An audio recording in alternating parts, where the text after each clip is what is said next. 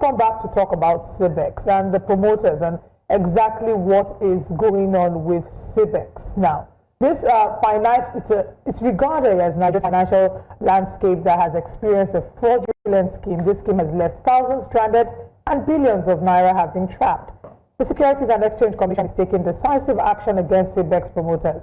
CBEX, also known as Crypto Bridge Exchange, promised investors high returns, 100%, within just 30 days.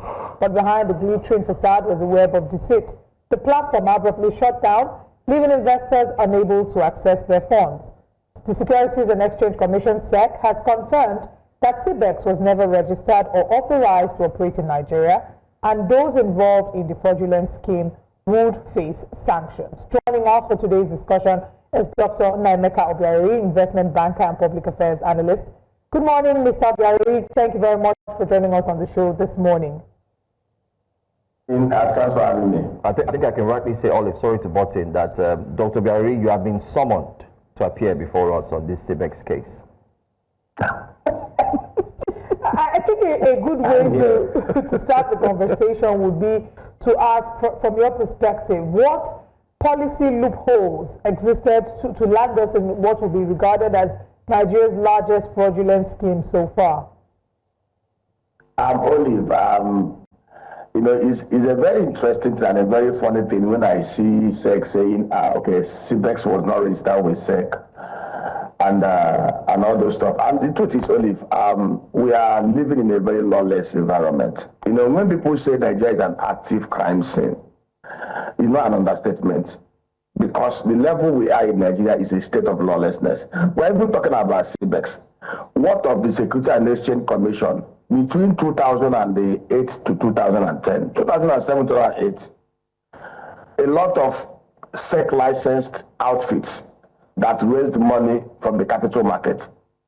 At the end of the day, investors were defrauded, certificate not issued, dividend not paid, all that they agreed based on the scheme of arrangements and prospectus that raised the offer. We are not adhered to. Some people raised the monies to go to other countries to go and set up banks. Monies raised here from Nigeria, what the SEC do. So when we talk about, are there laws and regulations, CBEX will still happen. You see, some guys that defrauded Nigerians, this CBEX, if they should change their name now to CBEX, they will still defraud Nigerians and they will get away. It's before CBEX, we had CHIMAC, we have authorised, we have MM1, we had other things. It's a state of lawlessness. It's a place where there are two different laws.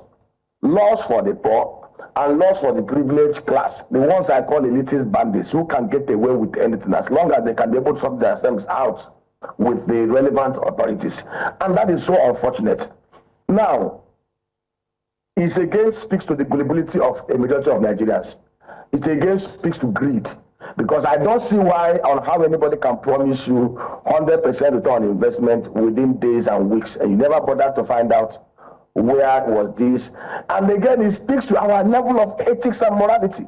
I cannot sit here, even without being an experienced investment banker, and somebody calls me and says, I have an investment that can give me 300%, 100% in 6 weeks.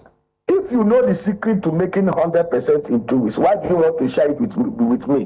Why don't you just go making all the monies so that you will become as wealthy as Elon Musk? The truth is, what has happened with CBEX and what will still happen speaks to the fact that we live in a lawless society, an active crime scene, a society where the level of knowledge, illiteracy is so low, where ignorance works on many, prices around.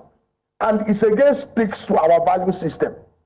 The same promoters of CBEX, just watch, in 6 months it will die down. They will go receive chieftaincy titles. They will go to a relationship center. They'll be given front view. That is where we are today. Whether licensed by SEC or licensed by SEC, we here in this country, we see even many licensed by SEC working on impunity. What has happened? Dr. Obierari, are you saying now that there is no regulatory framework that can be put in place to ensure that we do not have a reoccurrence of such magnitude, of, regardless of how big it is? SEC dropping the ball. Olive, Nigeria is not short of laws.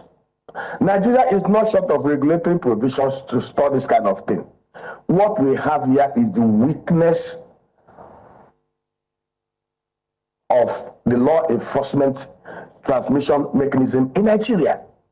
Only before us, we've seen the massacre going on in Plateau State. Yes, some people had the guts to hold press conferences justifying the killing, even threatening security agencies and demanding for disbandment and all those stuff. Only what happened? Were they arrested? Were they? Somebody admitted genocide openly on national TV. Even gave orders of what should be done. Give ultimatum in a country where we have security agencies. Have the man been arrested? Is it the first time? Is the man being prosecuted? I say to you, we are not short of laws. But the truth is, we live in a nation of lawlessness. We live in a nation where you have different laws for different set of people, for different sets of ethnic nationalities, for different set of people with different status. And that is the problem. We have laws, but those laws are not being respected, not being executed, not being implemented because of the level of impunity and lawlessness.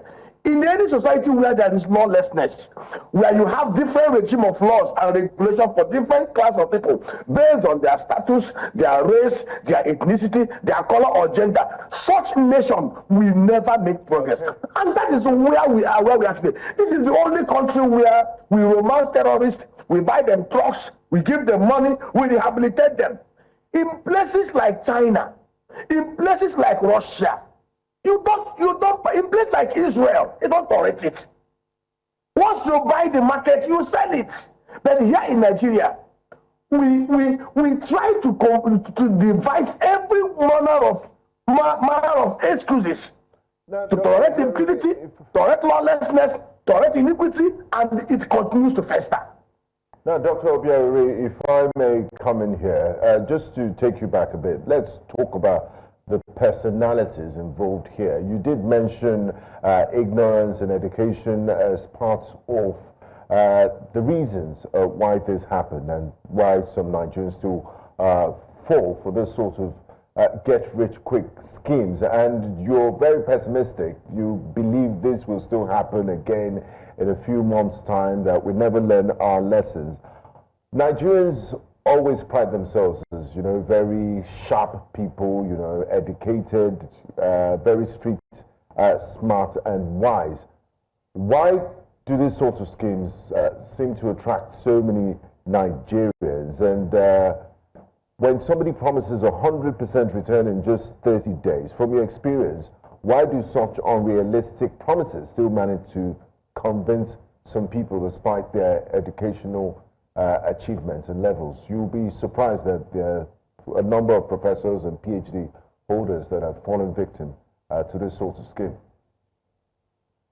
Like I said, it speaks to our greed as a people. You know, it is one thing to be certificated as a professor. It is also another thing to have the basic knowledge, to have the basic smartness, to be able, the basic intelligence to ask the right questions. You don't even ask this question. As I'm talking to you now, there are many CBEX schemes going on in Nigeria today. Many. And like as I'm telling you, talking to you now, within the next 6 months, other CBEX will come up and Nigerians will also fall into it. And again, we'll talk about literacy and illiteracy. The level of literacy in Nigeria is so low. You know, I've always said it. You know the level of, go and look at the top, I said, look at the top 10 industrialized, most secured, most orderly countries of the whole world. With a life expectancy of 78, 83 years, you will see one common thing. Their literacy level is up to 98%. Literacy in mind, literacy in character, literacy in soundness of judgment. And that is why they're also able to recruit the right leadership and they enforce their laws because you cannot circumvent it. Look around you. The same China we are praising today, China was worse than Nigeria in 1980. Today, see where China is. They prioritize literacy, education, and knowledge acquisition. Real knowledge, not certificates. You ask yourself this question: how did we get to where we are today? You say professors. Is it not in this same country? Who are those that conduct elections? Who are those that supervises the elections in Nigeria? Who are those that contribute to the mess we are today? Because if we have a selection process that puts in the right people with the right mindset, with the right ethical mindset, with the right integrity, with the right knowledge, in the right places in our MDAs and the arms and the tiers of government, Nigeria will not be where we are today. But the same people will gather during the election, collect bribe, rigging those that will destroy their lives. For the remaining 4 years, they will lament. I say it here and I just repeat it again. As a governor or a president, the minimum pay salary for a teacher, primary, secondary, and the university level is $500,000 minimum. And 25% of our budgets, whether borrowed or earned, must be invested in education, both in quality and in infrastructure. That is how nations develop.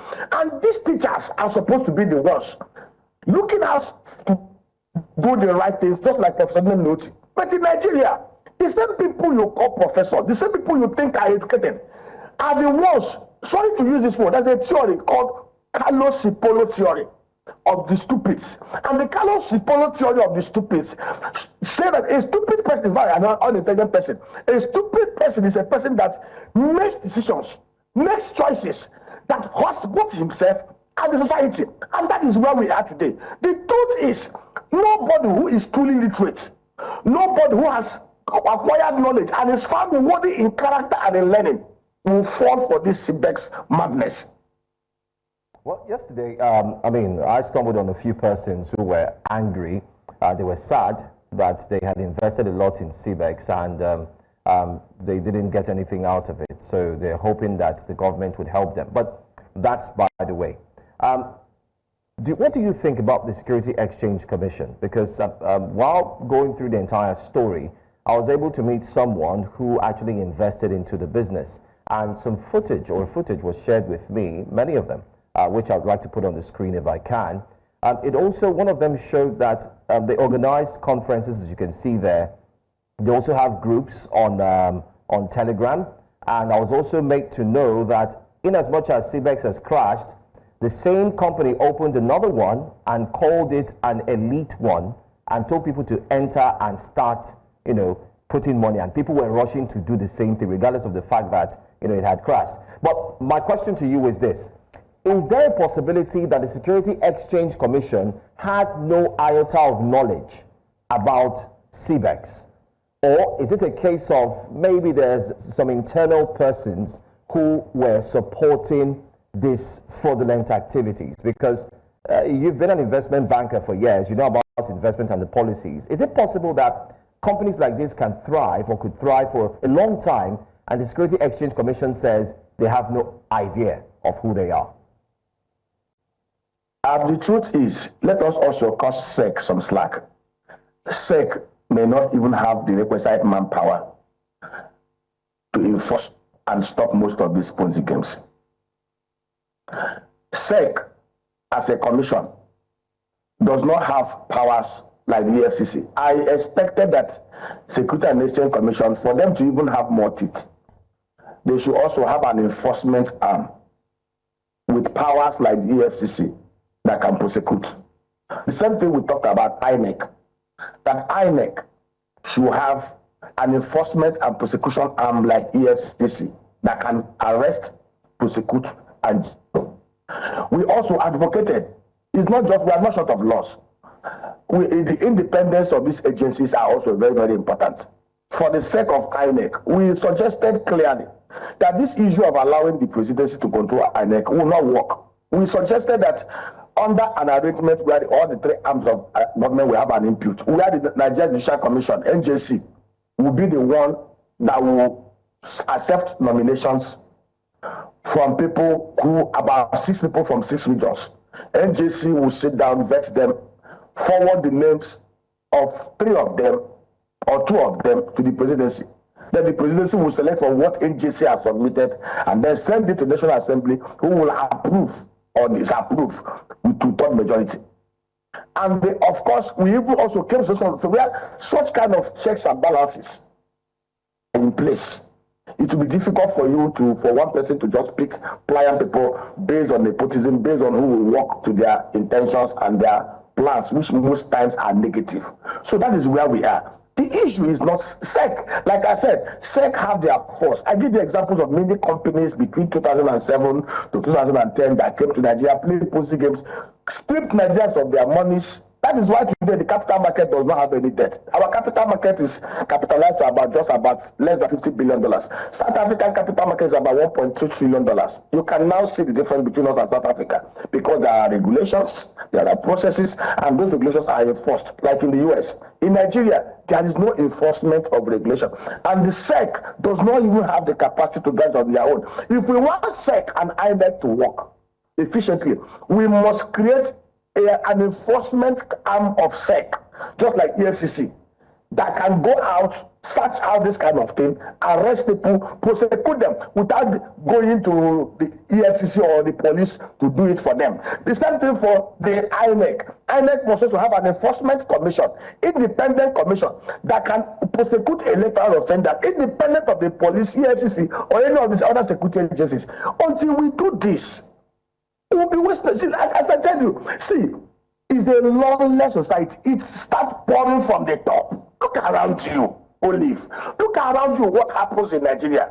Look around you. The other day, video was circulating. A Chinese man was giving money to Nigerian police people, and people are blaming the police people. How much do we pay our police? The average policeman in America, the average military man in America, they have their life insured.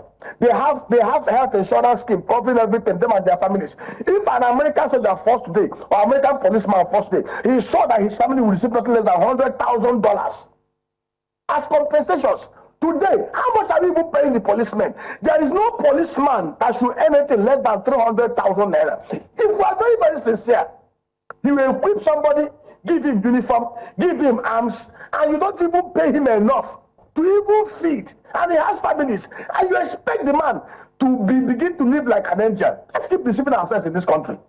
All right. I would like you to first of all speak to the effectiveness of Nigerian law enforcement agencies such as the EFCC collaborating with foreign intelligence operations like the Interpol, and the possibility of the recovery of this sum. Is there really any hope for Nigerians who have been defrauded, or should they just move on with their lives and find ways to cope? EFCC said they will get their money. Only before CBEX, there was MM1, there was CHIMAC, and many other ones that have happened. Please, can you show me any track record of recovery? These guys do these things with impunity because they know that this is the only place they can do it and get away. If you do it in China, they will put you on an electric chair. There's no debate about it. If you do it in Russia, you're gone. You can't try this even in Singapore or other places. They do it here because they understand the system. It's a very corrupt system, an active crime scene where people with the wealth and the means can live, with impunity and audacity, and they will get away. Everything about us in this land is so painful, it's heartbreaking. A country that is with so much promises and potential, we see this kind of things. And I also say Nigerians will also ask questions. Somebody who is promising you heaven and earth is not living in heaven. Ask them, why will somebody promise you 100% on investment on 60 days? And again, we also need to question the source of the funding of those who invested in those places. I cannot labor 9 to 6 p.m. I cannot labor building businesses that add value to Nigerians. Then I will raise money and I will go and invest in a scheme that will give me 100% return on investment without understanding the value add and process. We need to also investigate the source of the fundings that went into that CBEX, because no man who truly worked hard, no man who truly earned money with value, honest enterprise attached to it, will just throw away money anyhow. The truth is, and like I said it, look around you. If you come to Banana Island, if you go to Lekki, you will see many buildings locked up, empty. It's all money laundering funds. And we've suggested on the ways we can make laws to help us stop money laundering in Nigeria. And the governments are not listening. I give you an example. If you want to stop money laundering, any company registering in CAC, anybody registering properties in Nigeria, or registering buying high-end car registering must include their TIN, their BVN, and their name.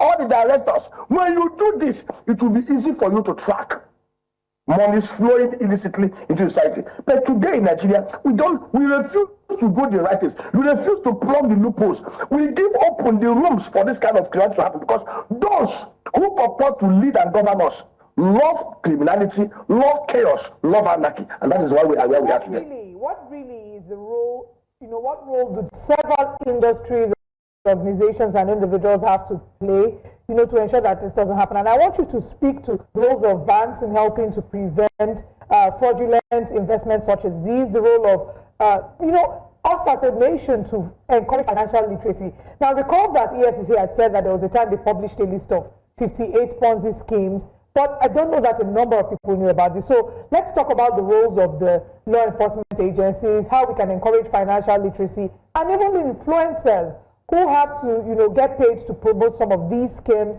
How can they ensure due diligence, and how can they understand the importance and depth of the role that they play in convincing Nigerians to be a part of these schemes? Olive, my basic understanding as a banker with over two decades experience is that the role of bankers is to provide financial intermediation between surplus economic units and deficit economic units, and they just make a spread. And in any country, look around you, the banks grow in the same direction as the growth in the economy and as the growth in the real sector of the economy. Where the real sector of the economy is not doing well, the productive sector of the economy is not doing well, enterprise is not doing well, you see the bank's income and revenue also tanking. But in Nigeria, it's the opposite. In a dying economy, in an economy where companies are folding up and liquidating, banks are declaring trillions and trillions and trillions of naira profit. And if you look at the underlying revenue waterfall, you will see clearly where the problem is. You ask yourself, who are those that helps the public office holders to launder money? Olive, there can be no public sector corruption in Nigeria without the bankers.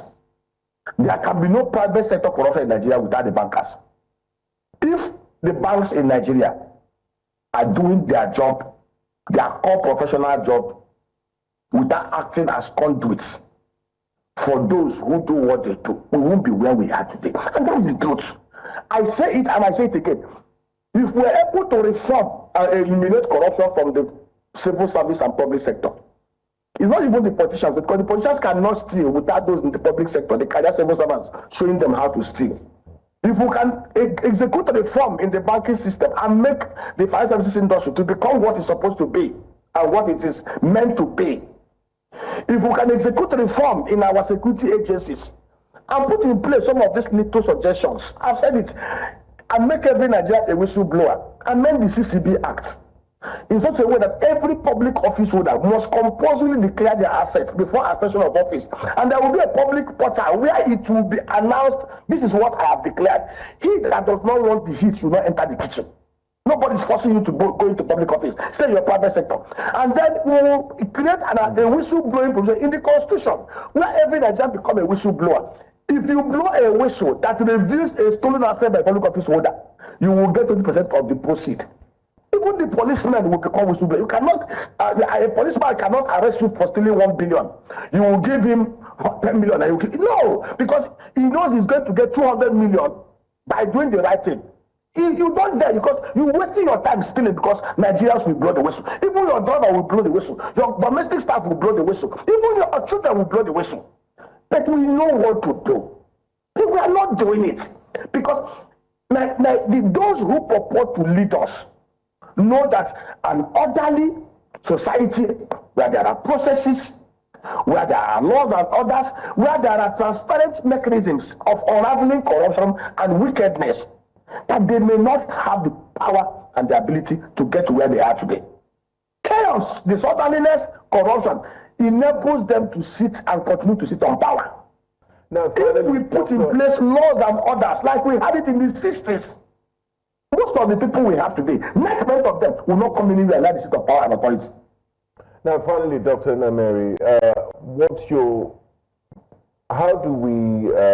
how can the Nigerian financial system build the trust and transparency to reduce the appeal of these get-rich-quick platforms?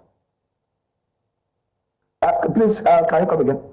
How can the Nigerian financial system help to reduce the appeal of this get-rich-quick Ponzi schemes and that we see come up every other few months? And your final advice to Nigerians? It is for them to choose to do the right thing, stand for the right thing, and make sure that the right things are done. And that is the truth. You know, now I've always said it here, I said there is no Nigerian who is a victim. We are all collectively part of the rot in Nigeria. There was something Pastor Nnaemeka Obierari said, and I believe in that. If there are 4 men in a room, each of them have AK-47, and 3 are righteous men, and 1 is an armed robber. And the armed robber said he wants to rob. There are 2 things he will do. He either leave town, or the 3 will liquidate him. But if there are 4, and they all have AK-47, and 3 are armed robbers, and the other 1 is just a righteous man, he will just carry his gun and leave town. Because if he starts there to begin to question them, they will liquidate him. A majority of us in Nigeria love corruption. We love it so much because that is truth. See, those who are corrupt, those who are with us, are our brothers, our uncles, our aunts, our fathers, our mothers, our church people, our mosque people. We know them. So you see somebody who don't, and look at equity in church. We worship in wickedness and iniquity, and that is why we are. If a majority of us decide today, just like Professor Nnaemeka wrote in the United States, we don't want to be part of this wickedness, this country will be reset. Dr. Nnaemeka Obierari, thank you for your time with us. We look forward to having you again. Hopefully not to discuss another fraudulent scheme that Nigerians have fallen into. It's really sad. Thank you for your time. Thank you for having me.